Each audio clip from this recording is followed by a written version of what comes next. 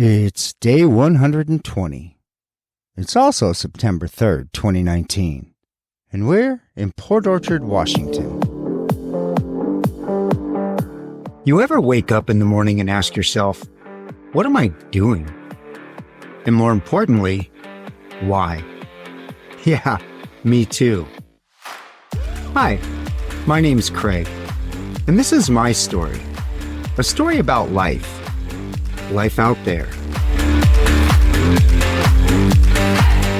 For visuals while listening, search Life Out There on your favorite social media platform or use the links in the podcast description.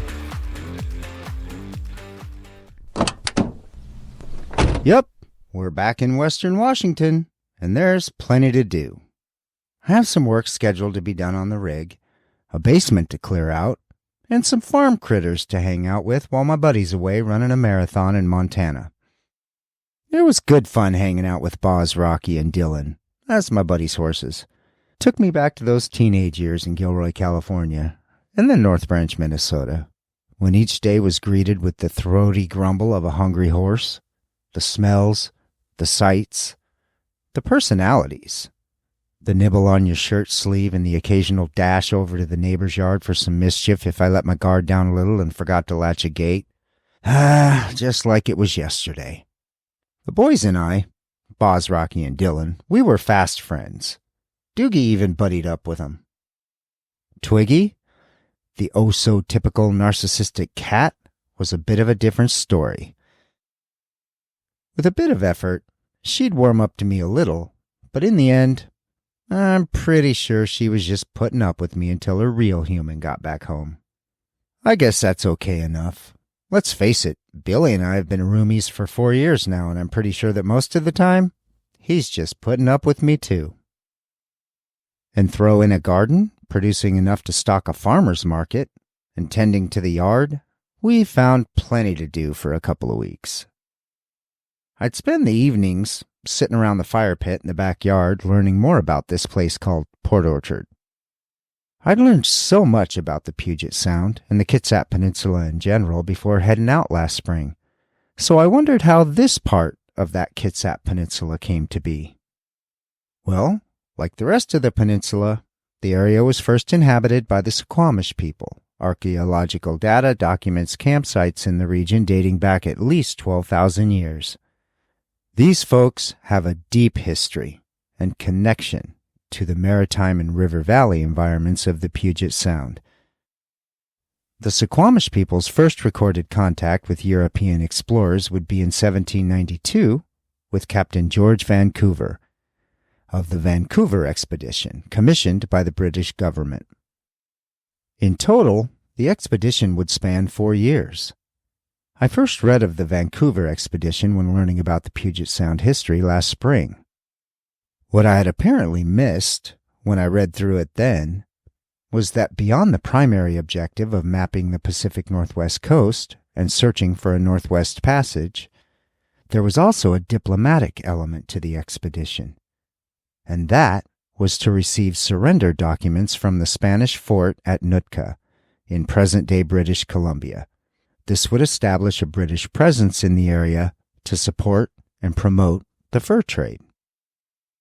Captain Vancouver would name the body of water that separates Bainbridge Island from the Kitsap Peninsula the Port Orchard Strait, after the ship's clerk and supervisor, Harry Masterman Orchard. Prior to Vancouver's documentation of the area, it was believed to be a small cove with an island. But this 2-month mapping of the area in 1792 would reveal it to be the entrance to a large natural harbor. This encounter would also mark the beginning of significant changes for the Suquamish and other Native American tribes in the region as the result of the following influx of European American explorers. But nearly a century would pass before American settlers William Renton and Daniel Howard would arrive in the area to establish a sawmill. The town of Sydney would become the first town platted in Kitsap County in 1886 and named for an early homesteader in the area, originally from Illinois. The town would play a major role in bringing the Puget Sound Naval Station, later renamed Puget Sound Naval Shipyard, to the county.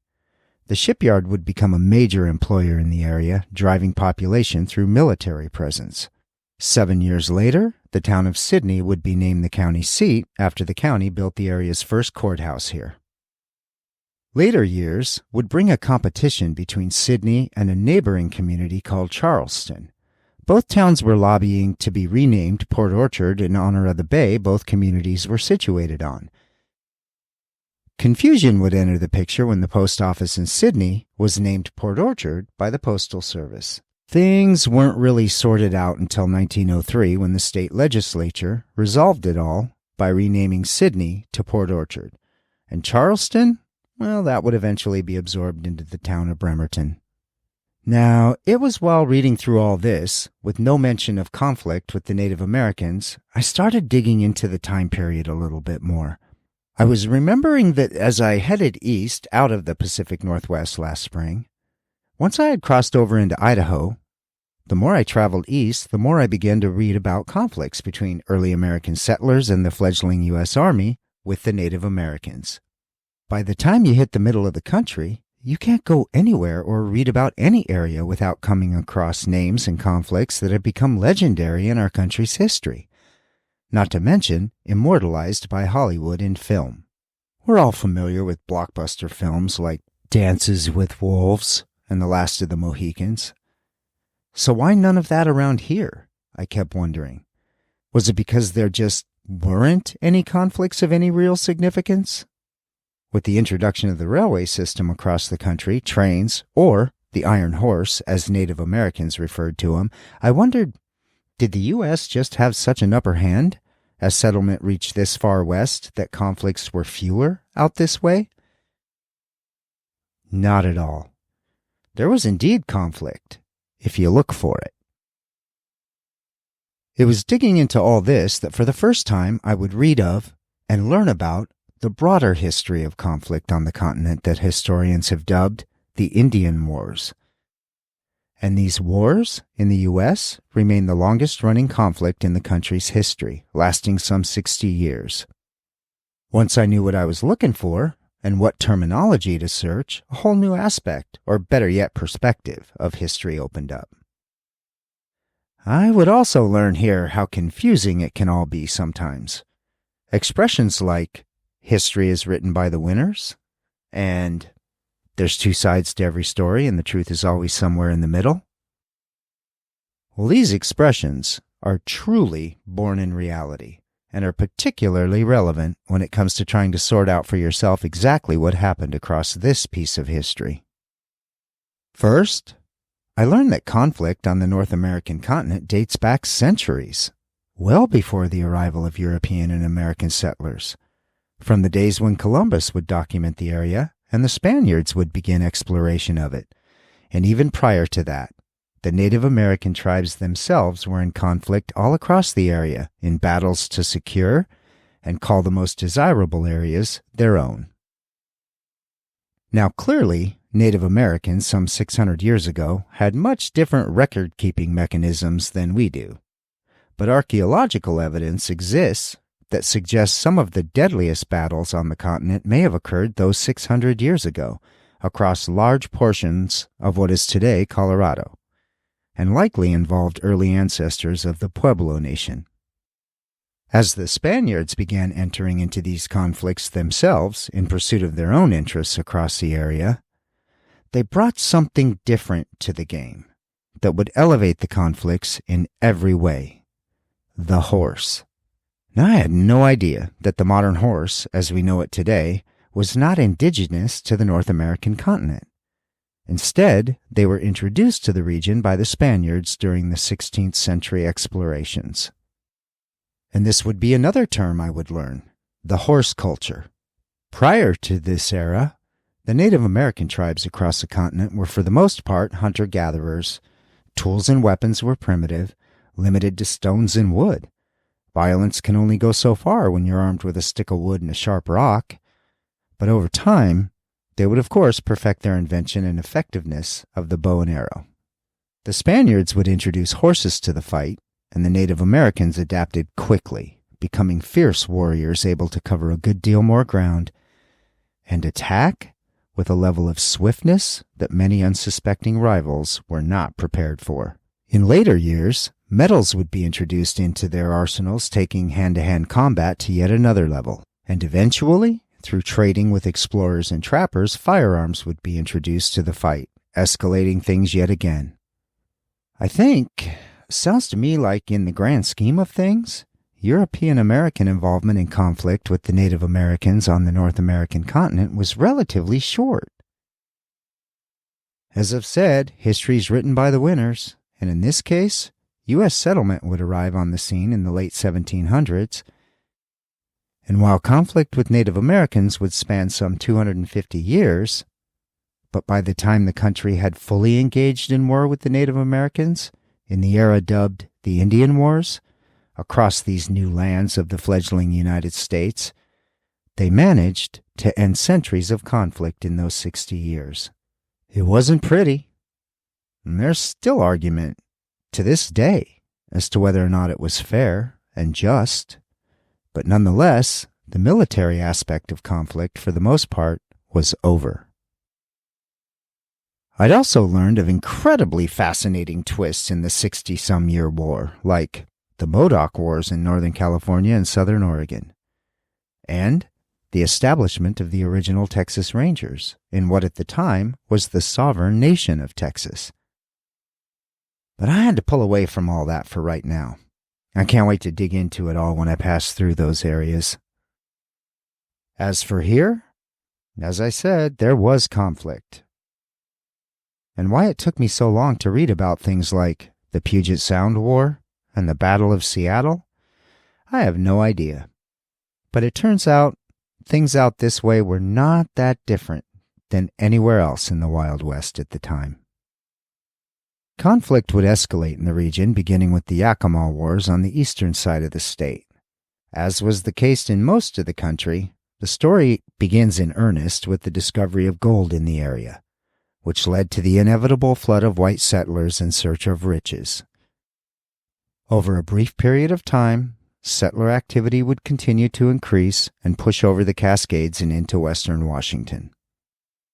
Treaties were signed, in this case, the Treaty of Medicine Creek, and nearly immediately not honored by white settlers.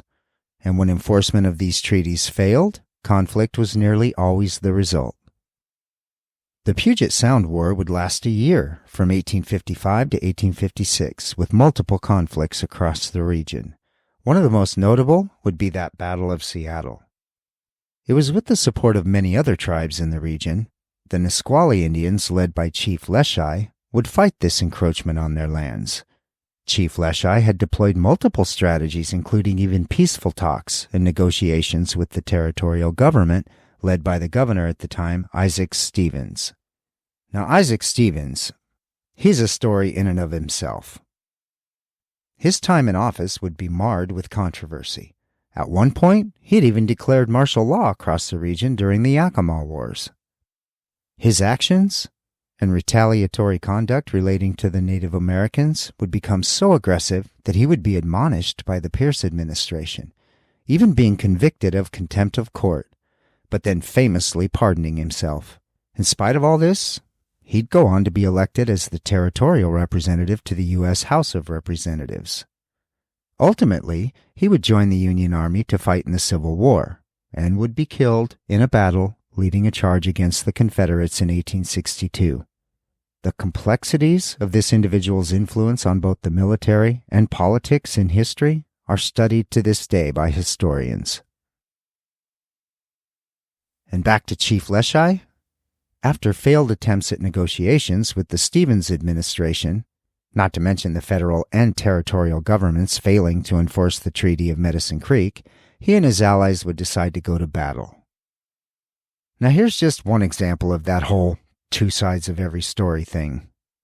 I've read multiple other accountings of this period in which it is stated that Chief Leschi, speaking on behalf of and in unison with 9 other tribes in the area, was so outraged and insulted by what was being proposed in the Treaty of Medicine Creek that he refused to sign it. The treaty would mean that the tribes would give the U.S. over 2 million acres of land in exchange for 3 reservations, a fraction of that size. It would include hunting and fishing rights and a monetary payment spread over 20 years totaling just over $32,000 to be shared by all tribes involved. Some even say his signature on the treaty was forged with an X, or worse, he was forced to sign it. But I guess regardless of which story got them to this point, Chief Leschi would work for months to galvanize the tribes in the area and stage an attack on Seattle that would last a full day. And as usual, specifics around the event vary depending on who you ask, but my takeaway? This was just one of a series of battles across the region illustrating how contentious things were at this point in the history of the Pacific Northwest. And also mired up in a whole bunch of varying accounts, Chief Leschi would ultimately be brought to trial for the death of 2 military officers during one of those conflicts. The first trial would end in a hung jury, but the second trial would convict him and sentence him to death. He would be hung to death in a public execution in 1858 at Fort Steilacoom, Washington. The site of the execution was on land that is now part of Western State Hospital grounds. The outrage and controversy around his trial and, according to historians, his unjust execution would continue for decades. And while far too late for Chief Leschi, in 2004 the Washington State Legislative Body would overturn his conviction and legally document that his execution was indeed unjust, also proclaiming him a war hero. It's so easy to get lost in all this, but at the same time so hard to internalize. It all leaves me wondering when war, merciless killing, the innate ability within a human being to take another human being's life backed by nothing but personal belief, when did all those things begin to fade into the shadows of civility, morals, public acceptance?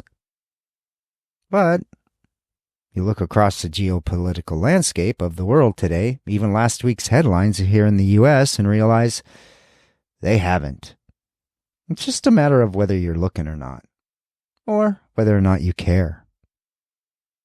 And of course, my random thought processes took me down another quick query. I wondered, what if I were to look at the total number of active conflicts that were taking place on the planet in 1865? I mean, actual wars in which man was killing man in the name of country or personal beliefs. In 1865, that number? As you might imagine, hard to get to an exact number, but it's multiple. Somewhere between 8 to 15 or more significant conflicts were active across multiple continents and countries. I know it's not exactly a scientific or historically accurate accounting for sure, but I was just curious what in general was happening on the planet. And then, here in 2019, that same general inquiry across the internet yields nearly identical results. Multiple major conflicts across multiple regions and continents. The areas of conflict shift across the planet over time, but it appears that conflicts, they continue, apparently in perpetuity. The only thing that changes? The number of humans that die in each one. Kind of begs a question for me. Do humans ever really learn from the past? Or does yesterday simply become yesterday? I can see how historians would come to devote their lives to understanding these conflicts and digging up the facts, even if all the while the rest of us appear to be more focused on who's going to win the World Series this year, or even more importantly, who'll be the next American Idol. Dang, I had to put all that down for a moment, go for a walk, clear my head, and then see if there's anything else here to know about Port Orchard before we head out. Today, Port Orchard's known for its waterfront community, marinas, shopping, museums, entertainment, galleries, dining, and a majestic view of the Olympic Mountains. It's a city that prides itself on its military heritage and natural beauty, offering a quiet waterfront not so far from the bright lights of Seattle. You can even take a 10-minute historic ferry ride across the bay to Bremerton aboard the Carlisle II. This vessel holds the distinction of being the oldest in continuous operation on the Puget Sound. It has been connecting the communities of Bremerton and Port Orchard for over a century and stands as a testament to the region's commitment to transportation and connection across the Puget Sound dating back hundreds of years. Oh, and catching up with the Washington Street gang, a barbecue here and there, an awesome shrimp and salad dinner, so much fun every time we're here. We headed south, as planned this morning, September 14th, 2019. But I guess it wouldn't be a day in the life of us if a curveball weren't thrown our way from time to time. This morning's curveball would come in the form of brake failure on Highway 16 nearing I-5 South. Now, thankfully, it was not a complete failure, but absolutely put a kink in the travel plans. We'd spend the night on a parking lot behind a brake shop waiting for our turn. And turns out brakes would be just the beginning of the failures for this segment of our adventure. Soon, a failed alternator, a defroster that doesn't defrost, dashboard lights going out, even a leaky roof would all add themselves to the list of things I'd learn how to fix on a 30-year-old RV. But even still, excited to head back down into Oregon. The arrival of fall across Oregon brings a new personality and wide open spaces back to the area. As I learned while researching Drain earlier this year, it comes as no surprise that tourists come from all over the world to explore the coastal areas, the rivers, hiking meccas, and scenic byways. So when the first frost hits the area and the traffic thins out a little, we're left to enjoy the changing colors and natural beauty in a bit more relaxed way. Chilly nights and 50-degree days. It's almost winter in the Pacific Northwest. And as the deer wander through the streets and wild turkeys stop traffic on Highway 38, the frosty nights accelerate and amp up the color shift in the leaves. The mountainsides that spend all summer in lush shades of green start to pop with color in patches where the Oregon white oak, big leaf maples, poplars, and the occasional grove of alders begin to shed amongst the Douglas fir and western hemlock. We'd take our time stopping here and there for repairs, or visits with friends, or random stops in places like Castle Rock for some photos. Now, when I pulled off into Castle Rock and found that great spot along the Cowlitz River, I thought it would be just a quick stop for lunch, along with a read about a place called Castle Rock. What it turned into was a couple of hours, starting with learning that the Castle Rock we were sitting in was not the original. The original, unincorporated town of Castle Rock would form some 180 miles from here in 1881 when a railroad station opened. In 1883, a post office would open and remain in operation until 1926. In 1968, construction of the John Day Dam on the Columbia River would form Lake Umatilla and submerge the town of Castle Rock beneath it. The railroad station was moved to higher ground, but the rest of the town became history. It also turns out that the towns share the name, but they were each named for volcanic rock formations in the area that resemble castle turrets, rather than one being named after the other. In reading about this activity, I also stumbled across information about an earthquake event estimated to have taken place around 1700, and this 9.2 magnitude earthquake would be named the Cascadia earthquake. It would cause massive landslide events resulting in the natural damming of the Columbia River. The body of water that formed submerged entire forests with water and silt. Eventually, the force of the Columbia River would cause the dam to breach, and once waters had receded, the fossilized remains of these forests were revealed.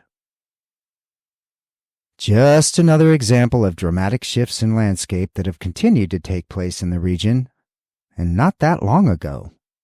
And another couple of stops added to the list of places we need to visit. But for now, we're heading out of Oregon this time. And we didn't even have a specific plan, just sort of go where the road takes us.